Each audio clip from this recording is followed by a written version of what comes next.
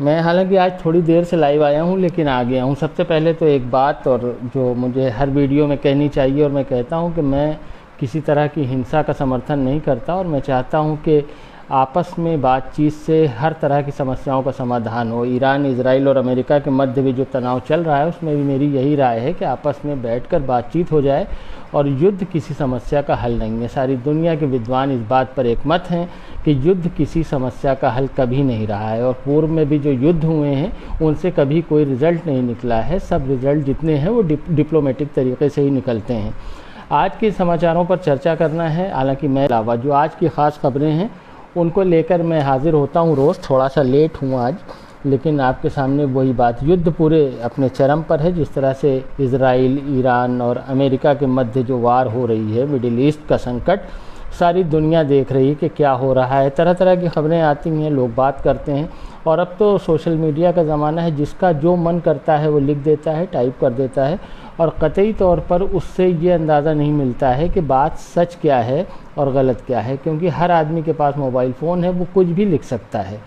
और यही चल रहा है कि यूट्यूब पर आप देखते हैं कैसे कैसे थंबनेल के कोई मर गया, कोई जिंदा है, कोई हार गया, कोई जीत गया, इस तरह के तमाम आते रहते हैं थंबनेल, आप देखते हैं आते हैं।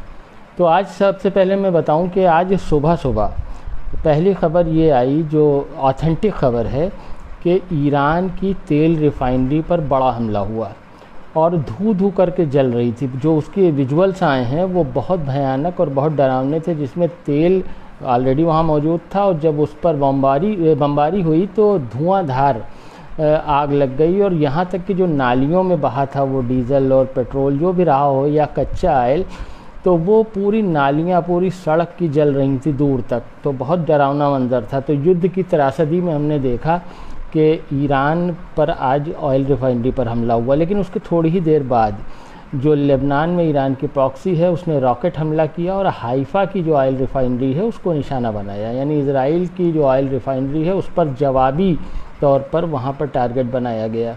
जैसा कि मैंने कल आपके सामने कहा था कि पानी का जो डिस्टिल वाटर प्लांट है, जहाँ पर साफ़ किया जाता है, फिल्ट्रेशन प्लांट है, ईरान की जो यूनिट है उस पर हमला हुआ था। तो ईरान की तरफ से कहा गया था कि दुनिया गवाह है इस बात पर कि हमने पहले पानी पर हमला नहीं किया, लेकिन उसके जवाबी तौर पर जैसे उन्होंने कहा कि दुनिया गवाह रहे कि हमने पहले नहीं किया, इसका मतलब मैंने कल भी कहा था कि यही है कि अब हम भी करेंगे, हमें स्वतंत्र हो गए हैं इस हमले के बाद, हम आज़ाद हैं। तो दूसरा दिन आया, आज सुबह बहरीन की एक वाटर प्योरीफिकेशन यूनिट पर हमला किया गया ईरान की तरफ से। ये खबर कल ये बहुत ज़ोर शोर से चलाई गई, और डॉक्टर मसूद पेज़ेश्कियान साहब जो प्रेसिडेंट हैं ईरान के, उन्होंने कहा भी था कि अब ईरान पड़ोसी देशों पर हमला नहीं करेगा। उससे लोग उम्मीद कर रहे थे कि अब बहरीन पर हमला नहीं होगा, सऊदी अरब पर नहीं होगा, कतर पर नहीं होगा और यूएई में नहीं होगा। लेकिन जो खबरें आ रही हैं उस हिसाब से शायद या तो ये बात है कि आईआरजीसी डॉक्टर मसूद पेज़ेश्कियान की बात नहीं मान रही है, जो वहाँ की आर्मी है। एक ये वजह भी हो सकती है, क्योंकि एक बयान काफ़ी दिन पहले आया था आईआरजीसी की तरफ से कि हम डायरेक्ट सुप्रीम लीडर को रिपोर्ट करते हैं, और उन्हीं के बनाए हुए जो भी जंगी नक्शा वो बना गए हैं उसके एतबार से हम काम कर रहे हैं, उसी पर अमल कर रहे हैं। तो हम किसी नए कानून को नहीं मानेंगे जब तक हम सुप्रीम लीडर की मौत का बदला नहीं ले लेंगे। सुप्रीम लीडर की बात जहाँ तक है वो बहुत जल्द अनाउंसमेंट होने वाला है। ये सुबह से खबर चल रही है कि बस चुन लिया है शूरा ने, अनाउंसमेंट हो रहा है। सुरक्षात्मक दृष्टि से या कहें कि कोई कूटनीतिक एतबार से अभी तक नाम अनाउंस नहीं किया गया है, लेकिन ये बात तय हो गई है कि जो वहाँ की मजलिस शूरा है उसने अपना नया सुप्रीम लीडर चुन लिया है।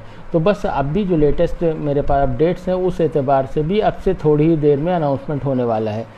जैद जैसे हमें देख रहे हैं, हमने कहा था कि आपको हम इनवाइट भी करेंगे अपनी चैट में, तो आपसे भी बात करेंगे, और मैंने इन्हें नोटिफिकेशन भेजा है शुरू में ही। शायद इन्हें मिल गया हो तो ज्वाइन करें, और नहीं मिला तो कोई बात नहीं, पता नहीं क्या सिस्टम है इसका। तो खैर, जो लोग देख रहे हैं उन्हें फिर मैं बता दूं कि ये खबर पहले तो आई कि बहरीन में जो वाटर फिल्टरेशन यूनिट है उस पर ईरान की तरफ से हमला किया गया। दूसरी खबर ये आई कि ऑयल रिफाइनरी जो ईरान की है उस पर धमाके हुए हैं और ज़ोरदार आग लग गई। उसके बाद ये खबर बहुत तेज़ी से ब्रेक हुई और बड़े चैनल, अल जज़ीरा और इस तरह के चैनल्स ने चलाया कि जो लेबनान की प्रॉक्सी है वहाँ पर उसकी तरफ से जो हमला हुआ उसमें आईडीएफ के यानी इजराइल डिफेंस फोर्स के 2 सैनिक हताहत हुए। एक की पुष्टि हो गई है जिसको खुद भी इजराइल ने मान लिया है कि एक सैनिक हमारा, जिसकी फ़ोटो भी आ गई सोशल मीडिया पर, कि वो मारा गया है उसी लड़ाई में, जो प्रॉक्सी है लेबनान वाली उसने मारा। लेकिन इनकी तरफ से क्लेम है कि 2, लेकिन अभी दूसरा कौन है उसका नाम पता तस्वीर सामने नहीं आई है। इसके अलावा ईरान की तरफ से एक ख़ास ऐलान आज है। उनका कहना है कि जैसे ही हमारा सुप्रीम लीडर अनाउंस होता है उसका नाम, तो हमारे हमलों की इंटेंसिटी में 100 गुना यानी मिज़ाइल हमलों के लिए कह रहे हैं वो, जो क्रूज मिज़ाइल और बैलिस्टिक और इस तरह की मिज़ाइल से हमला कर रहे हैं, और 20% इजाफा हो जाएगा उनके ड्रोन अटैक में। यानी सुप्रीम लीडर का नाम अनाउंस होते ही, अब अनाउंस पता नहीं उनका ये मतलब है कि सारी दुनिया जान जाएगी जब तब, या वो जान जाएंगे जब तब, ये नहीं मालूम है कि वो कब होगा। लेकिन ये तय है कि आज जिस तरह से ईरान की तरफ से जवाबी हमले किए जा रहे हैं और उसमें इंटेंसिटी में तो इजाफ़ा लग रहा है, क्योंकि आज सुबह से प्रॉक्सी के ज़रिए से भी, और यहाँ खैबर शिकन के नाम से जो इनकी मिज़ाइल है जिसके लिए ये कह रहे हैं कि सबसे ज़्यादा ज़ोरदार स्ट्राइक रेट है, लगभग 98% सक्सेसफुली उसने अपने टारगेट हिट किए हैं। तो ये बात दुनिया मान रही। दूसरी बात आपके सामने ये कह दूँ, डोनाल्ड ट्रंप जो यूएसए के प्रेसिडेंट हैं और इस लड़ाई में उनका एक ख़ास रोल है उनका, ये देखिए पहले कमेंट ले लेता हूँ। मोहम्मद शोएब साहब कह रहे हैं भाई ईरान में ज़्यादा नुकसान तो नहीं हुआ है, ईरान में बहुत ज़ोरदार नुकसान हुआ है, इसमें कोई शक नहीं है कि अगर तकनीकी रूप से देखें और मौत और मरने वालों की संख्या पर बात करें तो ईरान में बहुत नुकसान हुआ है। लेकिन जो ईरान का प्लस पॉइंट है जिस पर हम चर्चा कर रहे हैं वो आपके सामने रखना चाह रहे हैं। जैद जैसी पर ज्वाइन करने का नोटिफिकेशन नहीं आया, मैं भेज चुका हूँ। खैर, तो हम चर्चा कर रहे हैं कि ईरान के पास प्लस पॉइंट क्या है। मौत की तादाद जो है वो ज़्यादा है, जो डिस्ट्रक्शन हुआ है वो बेहिसाब हुआ है, लेकिन उनके पास प्लस पॉइंट ये है कि अमेरिका पर एक भयानक प्रेशर ये बनता चला जा रहा है कि जिस तरह से ऑयल प्राइजेज़, जो क्रूड ऑयल प्राइजेज़ हैं वो पहले जंग शुरू हुई तो $70 प्रति बैरल के आसपास रेट था, जो 100 प्लस है, यानी 110 बाज़ जगह रिपोर्ट हो रही है, बाज़ जगह $115 प्रति बैरल का रेट आ चुका है। लेकिन अगर आप जानना चाहें कि कब तक अमेरिका सर्वाइव कर सकता है, इस जंग को कब तक झेल सकता है, तो वो है कि $150 प्रति बैरल तक। $150 प्रति बैरल जैसे ही क्रूड ऑयल का प्राइस होगा, एक्सपर्ट जो कह रहे हैं वो मैं बता रहा हूँ, 150 के आसपास जैसे ही क्रूड ऑयल का प्राइस आएगा, डोनाल्ड ट्रंप को टेबल पर आना ही पड़ेगा, बात करनी ही पड़ेगी, चाहे जैसे भी वो बयान दे रहे हो, दुनिया ये कह रही है। क्योंकि अगर $150 प्रति बैरल का रेट आ गया तो ग्लोबल इकॉनमी ढह जाएगी, और ग्लोबल इकॉनमी का ढहना यानी ट्रंप सरकार के लिए मुश्किलें, उनका पहले से ही बहुत विरोध अमेरिका में हो रहा है। अब ये जंग हो रही है, एप्स्टीन फाइल अपनी जगह है, वो सारी चीज़ें। लेकिन दूसरा ईरान का एक और प्लस पॉइंट मैंने आपके सामने कहना चाह रहा हूँ, उनका एक प्लस पॉइंट और है कि उनके बहुत सस्ते ड्रोन्स जो अबाबील नाम से उन्होंने लॉन्च किए हैं, या जो शहीद है या कामिकाजे ड्रोन बहुत से हैं, जिसकी कीमत भारतीय मुद्रा में मैं बात करूं तो 20,000 रुपये के आसपास के ड्रोन्स, उनके बहुत महंगे इंटरसेप्टर जो उन्होंने लगाए हुए हैं या डिफेंस सिस्टम है, उनको परेशान कर रहे हैं, ख़राब कर रहे हैं, थका देने वाली जंग कर रहे हैं। क्योंकि अगर मान लीजिए 100 रुपये का कोई सामान आपको उतना नुकसान कर दे जिसे आप रोकना चाहें तो आपके 10,000 रुपये खर्च हो रहे हों, और वरना न रोकें तो आप चोट खा जाएं, तो आपके लिए एक नई परेशानी है, बड़ी परेशानी है कि इसका किस तरह से हम मुकाबला करें। तो बड़ी मुश्किल घड़ी है उनके लिए भी। इजराइल का जहाँ तक मामला है, वहाँ जो उनका विपक्ष है, जो अभी तक नेतन्याहू का गाज़ा तक विरोध करता था और कहता था कि कोर्ट और कचहरी के चक्कर लगाने से और वहाँ चल रहे अपने ऊपर जो केसेस हैं, क्रिमिनल केसेस, उनसे बचने के लिए ये जंग कर रहे हैं, तो वहाँ पर विपक्ष नेतन्याहू के साथ खड़ा है। जो वहाँ के अखबारात हैं, जेरूसलम पोस्ट हो या बहुत सारे अखबार हैं, वहाँ की बात करें जो हिब्रू में रिपोर्ट्स आ रही हैं, उस एतबार से नेतन्याहू को विपक्ष का भरपूर समर्थन मिल रहा है। वहाँ की जनता इतना खुश है नेतन्याहू से, वो कह रही है कि ईरान के सुप्रीम लीडर के असैसिनेशन के बाद नेतन्याहू हमारे हीरो हैं। नेतन्याहू ने वो काम कर दिया जो दुनिया में कोई नहीं कर सकता था, इतना बड़ा काम कर दिया। ये इजराइल की आवाम और वहाँ की रिपोर्ट्स हैं। तो ये बात है। लेकिन ईरान के पास प्लस पॉइंट ये है कि तेल की कीमतें दिन ब दिन बढ़ती चली जा रही हैं, और ये जिस तेज़ी से बढ़ रही हैं, जैसे ही 150 के आंकड़े के आसपास पहुंचती हैं, तो समझिए कि अमेरिका इजराइल को इस युद्ध से किसी तरह से भी पीछे हटना पड़ेगा। और हर जंग में या हर मामले में आपने भी एक्सपीरियंस किया होगा कि हर आदमी किसी झंझट में पड़ने के बाद या किसी झगड़े में पड़ने के बाद फेस सेविंग एग्जिट चाहता है, यानी उसकी इज्जत भी महफूज रहे और वो इस मुसीबत से बाहर भी निकल जाए। तो अमेरिका इजराइल के लिए ये घड़ी आने में कितना वक्त लगेगा, अब ये सोचने वाली बात है कि कितना टाइम लगेगा। तो ये टाइम ज़्यादा नहीं है। जो एक्सपर्ट्स का कहना है उस एतबार से कि 20 दिन अगर ये जंग आगे चल जाती है तो ये जो कच्चे ऑयल का दाम है, ये क्रूड ऑयल का जो दाम है, ये 150 के आसपास पहुंचने लगेगा। और ये बड़ी मुश्किल होगी डोनाल्ड ट्रंप साहब के लिए और नेतन्याहू के लिए। नेतन्याहू के लिए इसलिए कि डोनाल्ड ट्रंप अगर पीछे हटेंगे तो नेतन्याहू अकेले मैदान में टिक नहीं पाएंगे, जैसा कि आपका तजुर्बा भी है, हमने भी देखा है कि पहले भी क्या हुआ है। अब यहाँ पर कमेंट थोड़ा सा ले लेते हैं। और मोहम्मद शुएब का कमेंट हो गया कि ईरान में ज़्यादा नुकसान तो नहीं हुआ, मैंने बताया कि नुकसान हुआ है। और उसके बाद राजू फरीदी साहब मुझे देख रहे हैं, बहुत शुक्रिया। मोहम्मद शुएब भी देख रहे हैं, बहुत शुक्रिया। और जैद जायसी के पास नोटिफिकेशन लिंक नहीं पहुंचा ज्वाइनिंग का, वो समझ सकता हूं, वो मैंने भेजा लेकिन नहीं पहुंचा। इसके अलावा और कमेंट्स ऊपर चले जाते हैं तो मुझे वापस उसे स्क्रॉल करने में परेशानी होती है। देखता हूं, जैसे ही वापस आता है मैं पढ़ता हूं। तो मैंने जो खबरें पढ़ी वो आपके सामने, अभी लेटेस्ट अपडेट्स क्या हैं उसमें मैं आपके सामने रख दूं। कालिबाफ साहब जो ईरान की मजलिस के अध्यक्ष हैं, मजलिस मतलब वहाँ की संसद, और उनकी पोजीशन ये समझिए कि जैसे आपके देश में लोकसभा अध्यक्ष की पोजीशन है, तो कालिबाफ मजलिस के वहाँ प्रेसिडेंट हैं, यानी वहाँ की लोकसभा के अध्यक्ष हैं। उनका कहना है कि एंटी ईरान जंग का सिलसिला जारी रहा तो रीजन में तेल की सेल और प्रोडक्शन रुक जाएगी। पार्लियामेंट स्पीकर मोहम्मद बाकिर कालिबाफ ने कहा है कि अमेरिका और इजराइल के ईरान के खिलाफ चल रहे एग्रेशन अगर जारी रहे तो न सिर्फ क्रूड ऑयल की सेल और प्रोडक्शन के तमाम चांसेस ख़त्म हो जाएंगे, बल्कि ये आग अमेरिका के इंटरेस्ट के साथ साथ वेस्ट एशिया रीजन और पूरी दुनिया को भी अपनी लपेट में ले लेगी। यही बात मैंने भी कही कि ये क्रूड ऑयल के प्राइसेस का इतनी तेज़ी से बढ़ना ये बहुत बड़े ख़तरे की घंटी है अमेरिका के लिए और डोनाल्ड ट्रंप के प्रशासन के लिए। हमारे लिए ये अच्छा इसलिए है, तेल की कीमतें बढ़ेंगी, हम भी परेशान होंगे, लेकिन एक दुनिया में बहुत बड़ा युद्ध जो है उससे अमेरिका पीछे हट सकता है, ये खबर है। और इसके आगे मैं आपको बता दूं, ईरान के ख़त्मुल अंबिया केंद्रीय मुख्यालय के commander major general Ali Abdullahi Aliabadi ने कहा है कि ईरान के हथियार पहले से कहीं ज़्यादा एडवांस हैं। हाई एक्यूरेसी और सहनशीलता के साथ अमेरिका इजराइल दुश्मन बार बार दावा करते हैं कि उन्हें ईरान के पास मौजूद मिसाइल्स की तादाद पता है, लेकिन हम उनसे कहते हैं कि जंग के मैदान में ईरान की मिसाइल्स की गिनती करके देख लो। हम तब तक जंग जारी रखेंगे जब तक दुश्मन थक कर पछताने पर मजबूर न हो जाए। यानी जिस तरह से जो एग्रेशन था ईरान का, उसमें कतई कोई कमी नहीं आई है। जिस तरह की भाषा वो जंग शुरू होने से पहले बोल रहे थे, वही एग्रेसिव, वही आक्रामकता आज भी उनके लहजे में बरकरार है। तो हमलों के बाद देश का टूट जाना, पिछड़ जाना, बॉडी लैंग्वेज का डल हो जाना, गर्दनों का झुक जाना, ऐसे कोई सिग्नल हमें नज़र नहीं आ रहे हैं ईरान की तरफ से। दूसरी तरफ इजराइल की सिचुएशन ये है कि इजराइल में विपक्ष पूरी तरह से नेतन्याहू के साथ है, लेकिन नेतन्याहू इसलिए परेशान है कि कहीं अमेरिका इस बीच मझधार में उनका साथ छोड़कर अलग ना हो जाए।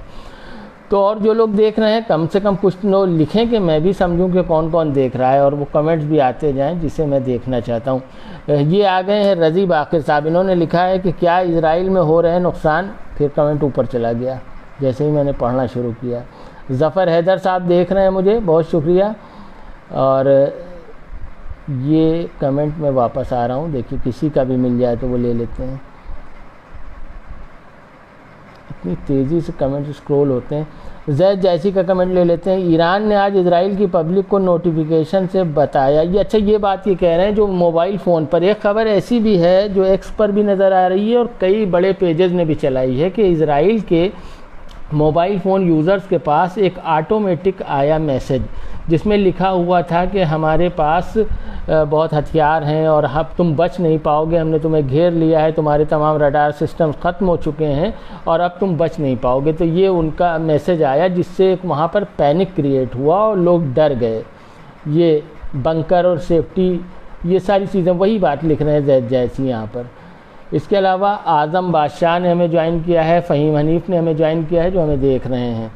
और इसके अलावा एक जो प्रश्न था या कुछ राय थी वो रज़ी बाक़िर की कहीं ऊपर चली गई है, अभी नीचे आती है तो उस पर बात करते हैं। और जो गल्फ़ से हमारे भाई देख रहे हैं और हमें बराबर देखते हैं, उनका बहुत शुक्रिया। इसके अलावा एक और ख़बर आपको बता दें, ये अपडेट है लेटेस्ट, हालांकि ये काफ़ी देर से चल रही है, अभी तक नहीं हुआ, लेकिन फिर ये अपडेट है कि कुछ ही घंटों में हमें पता चल जाएगा कि इस्लामिक क्रांति का लीडर कौन है। ज़ायनिस्ट अमेरिकन एब्स्टीनियन और सारी दुनिया जान जाएगी कि कौन हमारा सुप्रीम लीडर है। ये ईरान की तरफ से बयान दिया जा रहा है और उन्होंने कहा है कि इसे सुप्रीम लीडर दुनिया को बताने के लिए कहा जाता है। दरअसल ये उम्मत मुस्लिमा का रहबर है, जिसका नाम बहुत जल्द अनाउंस होने वाला है। अच्छा, ये ख़बर तो आप तक पहुंच गई। एक ख़बर और आई है, इसमें लिखा हुआ है इस्लामिक रिवॉल्यूशन के नए लीडर के ऐलान से पहले आने वाले घंटों में इस्लामिक रिवॉल्यूशनरी गार्ड कॉर्प्स ने ऐलान किया है कि वो अपनी ड्रोन ऑपरेशन का स्केल 20% और स्ट्रेटेजिक मिसाइल ऑपरेशन को 100% तक बढ़ा देगा।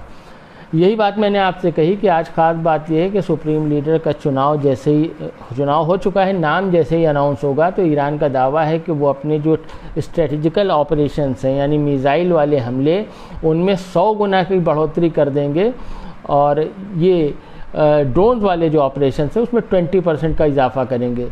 ये जैसे लिख रहे हैं शेरू भाई, आज की अपडेट बताएं, हमला कहीं हुआ है? हमला बहुत ज़ोरदार हुआ, सुबह ऑयल रिफाइनरी पर हमला हुआ ईरान की, जो उसमें बहुत बड़ा नुकसान ईरान का हुआ है, जिसके जवाब में लेबनान की जो ईरान की प्रॉक्सी है उसने हाइफा ऑयल रिफाइनरी पर भी हमला किया है। तबाही ईरान में ज़्यादा हुई, इसमें कोई शक नहीं। अभी जो शाम की अपडेट है, IDF ने खुद, इजराइल डिफेंस फोर्स ने अपने एक्स पेज पर लिखा इस बात को कि इस समय तेहरान में और जो पवित्र शहर है ईरान का कुम, वहाँ ज़ोरदार हमले जारी हैं। ये उनकी तरफ से अपडेट है। और इनकी तरफ से कई जगह, तेल अवीव में बड़ा हमला किया है इन्होंने, और इनकी तरफ से जो खैबर मिसाइल है, यही इसी हमले के बाद इन्होंने ये कहा है कि इस मिसाइल का स्ट्राइक रेट 98% है, यानी 100 मारी गई हैं तो 98% अपनी सही जगह और एक्यूरेट लोकेशन पर हिट कर रही हैं। तो ये बड़ी बात है उनके लिए जो डिफेंस सिस्टम को चुनौती देते थे, कहते थे कि हमारा डिफेंस सिस्टम अभेद है, इसे कोई तोड़ नहीं सकता। लेकिन वो बहरहाल इस जंग में तकरीबन वो बात ख़त्म हो गई है।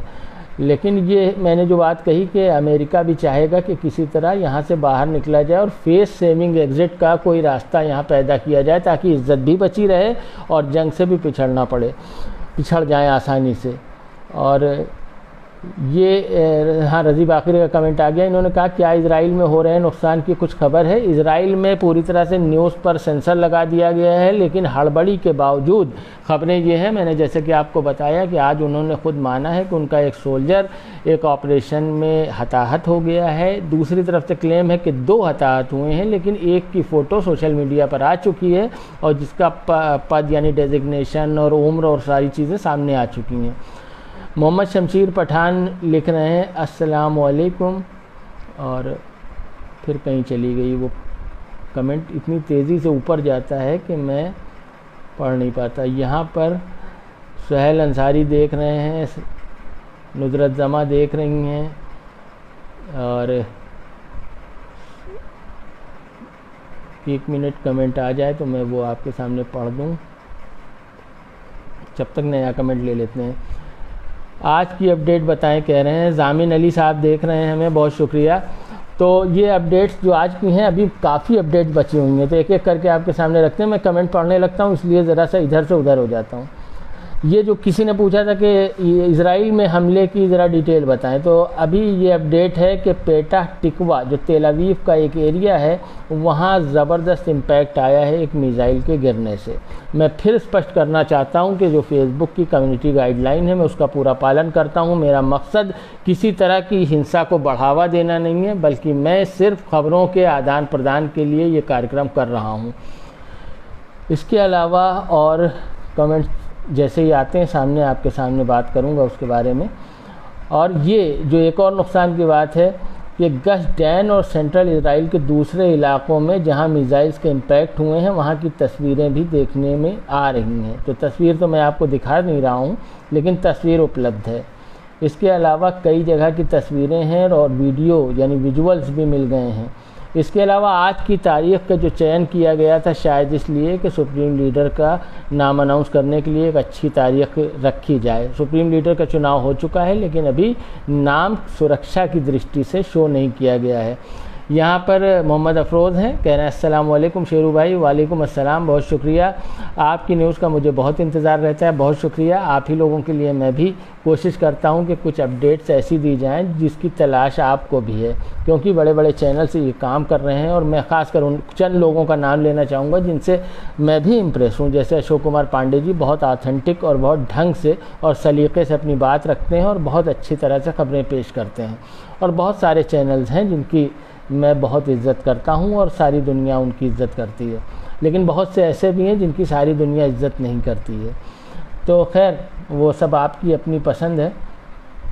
और ये अपडेट्स जो आती जा रही मैं पढ़ता जा रहा हूँ। ये मैंने आपके सामने ये बात बताई कि अभी 1 घंटा पहले क़ोम और तेहरान में इजराइल और यूएस की ज़बरदस्त एयर स्ट्राइक शुरू हुई थी। उसके रिज़ल्ट्स और इम्पैक्ट्स आना बाकी हैं। कितना नुकसान ईरान में हुआ वो देखते हैं कि अभी हम आपको बताने की कोशिश करेंगे कि क्या क्या हुआ। इसके अलावा जो हमारे साथी हमें देख रहे हैं उनको मैंने बताया था, ये सबसे पहली बात कि डोनाल्ड ट्रंप साहब की बात कर लें तो एक ख़ास बात है। देखिए मैंने उनका ये ट्वीट सेव किया था कि शायद मुझे काम पड़े और मैं आपके सामने उनकी ये बात ज़रूर पेश करूं कि एक आदमी कितना ज़्यादा सीरियस है इस युद्ध में, क्योंकि पूरी दुनिया युद्ध में उलझ गई है। कहीं तेल के हमारे यहाँ खुद असर पड़ गया, 60 रुपये LPG जो घरेलू उपभोक्ता हैं उन पर बोझ हो गया। इसके अलावा डोनाल्ड ट्रंप साहब जिस तरह से बात करते हैं वो अपना स्टाइल है उनका, और उसमें कोई शक नहीं है कि उनके पास पावर है, वो कुछ भी कर सकते हैं। तो ये उनकी ख़ास बात, उनका जो मैंने सेव किया वो सुन लीजिए, मिल गया। पहला दिन जो युद्ध का शुरू हुआ तो उन्होंने कहा the Iranian regime has fallen, Iran की जो सत्ता है वो गिर जाएगी, बस हमला हुआ इधर गिरी, ख़त्म।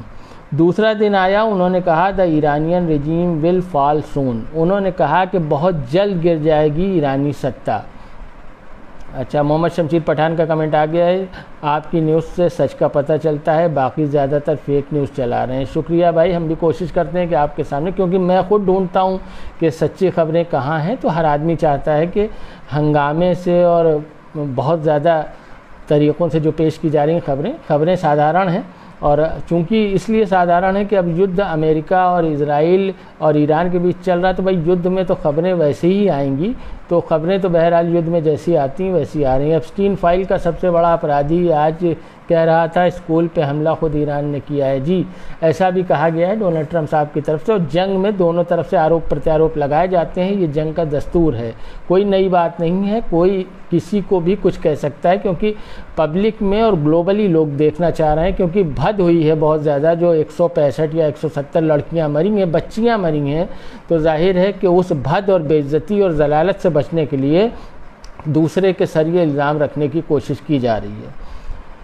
तो इन्होंने तीसरे दिन कहा कि हाँ, पहले तो कहा कि गिर गई, फिर कहा कि गिर जाएगी जल्दी ईरानी सत्ता, फिर डे 3 ऑफ द वार इन्होंने कहा I will assassinate the next leader of Iran, इन्होंने कहा जो नया लीडर बनेगा उसे मार देंगे। डे 4 इन्होंने कहा I will select the next leader, मैं चुनूंगा अगला ईरान का लीडर।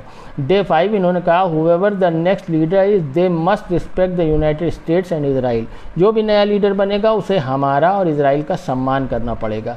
डे 6 इन्होंने कहा we are not interfering in Iran internal affair, इन्होंने कह दिया कि हम ईरान के आंतरिक मामलों में हस्तक्षेप नहीं कर रहे हैं।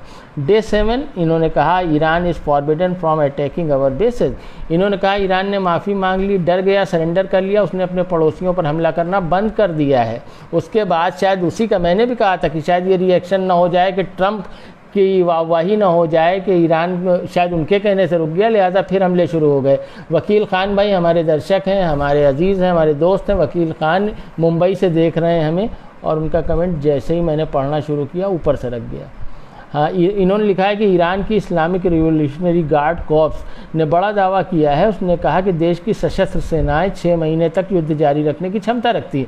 जी, IRGC ने बिल्कुल ऐसा दावा किया है कि हम 6 महीने तक का स्टॉक है हमारे पास और हम लड़ सकते हैं। मैं तो कह रहा हूँ कि 15 दिन और 20 दिन अगर ये लड़ाई चल गई तो जो डॉलर की कीमत है वो बहुत बढ़ जाएगी और ये हालत हो जाएगी, जो कच्चे तेल की कीमत है वो इतनी बढ़ जाएगी कि परेशानी बढ़ जाएगी। ये डोनाल्ड ट्रंप साहब के लिए और इजराइल के लिए ज़ाहिर है बढ़ जाएगी, क्योंकि डोनाल्ड ट्रंप के लिए परेशानी बढ़ जाएगी। इसके अलावा एक ख़ास खबर और आई थी कि UAE के एक बहुत बड़े अरबपति हैं, मुझे नाम जहन से निकल गया, उन्होंने कहा था जितना हमारा नुकसान हुआ है, यानी UAE का जितना भी नुकसान हुआ है उसकी कीमत खरबों डॉलर होती है और उसे अमेरिका को भरना चाहिए, क्योंकि दुश्मन यानी ईरान कह रहा है कि अगर ये अमेरिकन बेसेस न होते हमारे यहाँ तो वो हमला न करते। तो हमारे ऊपर हमला आपकी वजह से हुआ है, आपको इसका मुआवजा देना चाहिए, इसकी भरपाई आपको करनी चाहिए। बात कहीं किसी हद तक लॉजिकल है।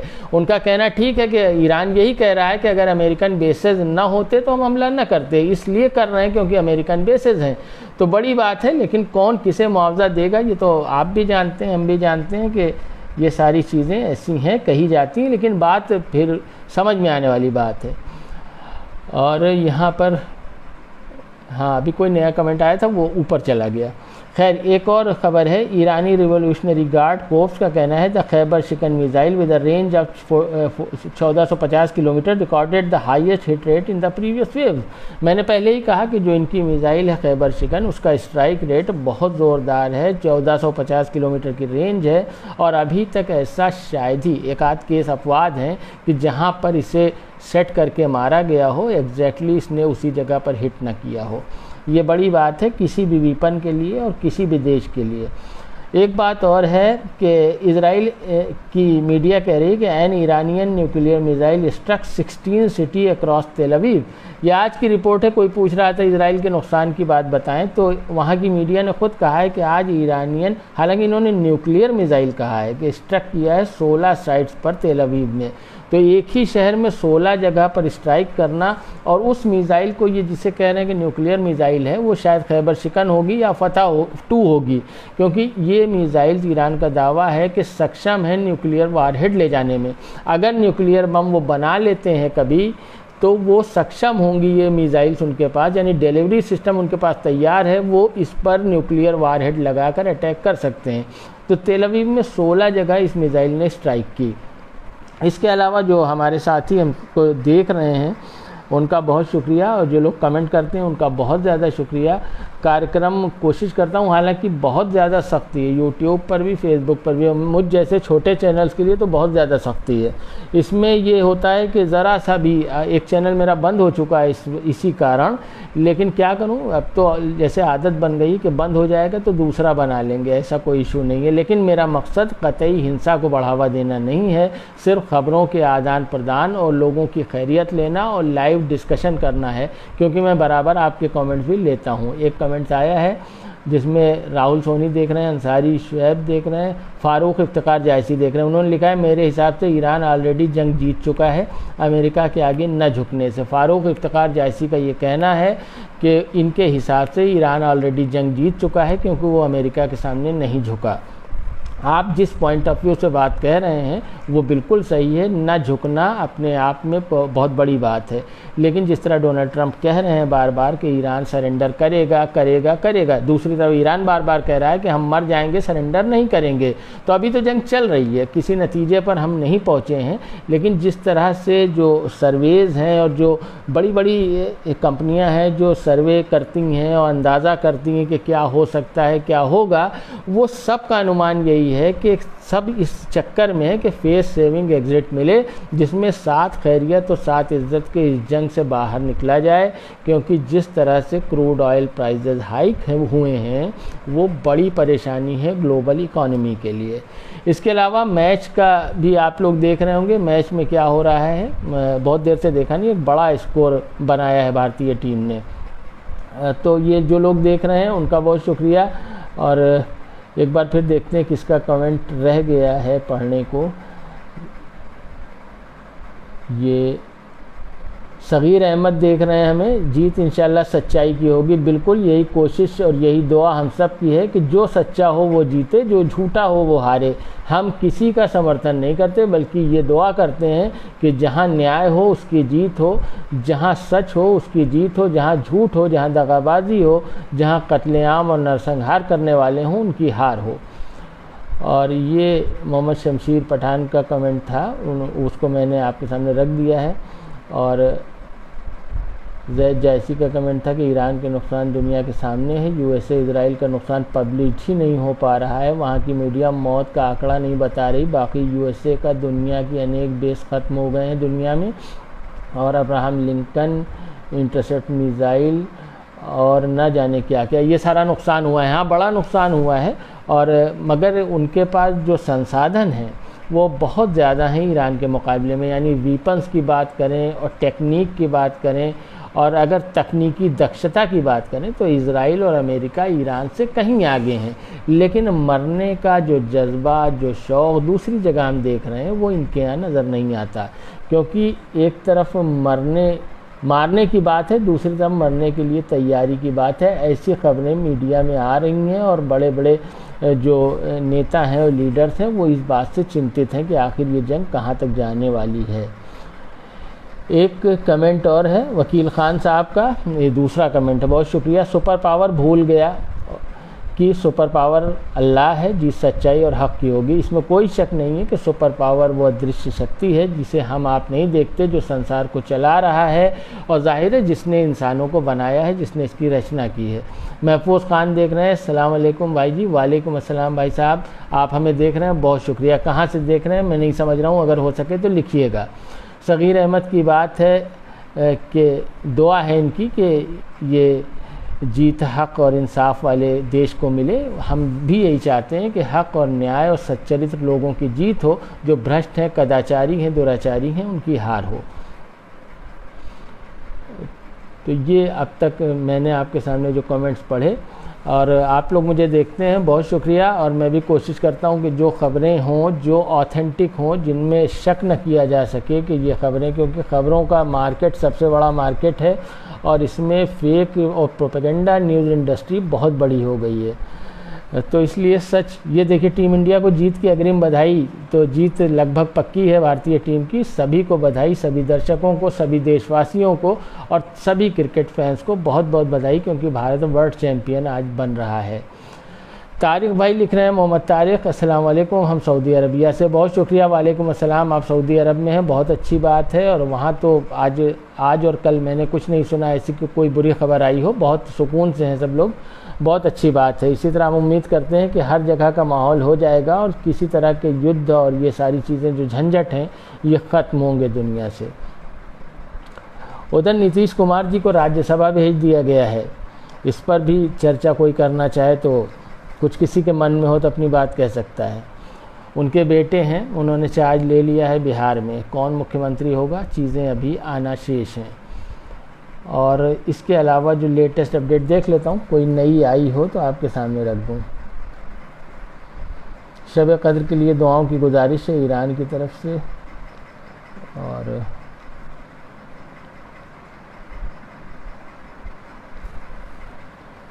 कोई नया कमेंट आए तो वो भी मैं कोशिश करूँगा पढ़ूँ।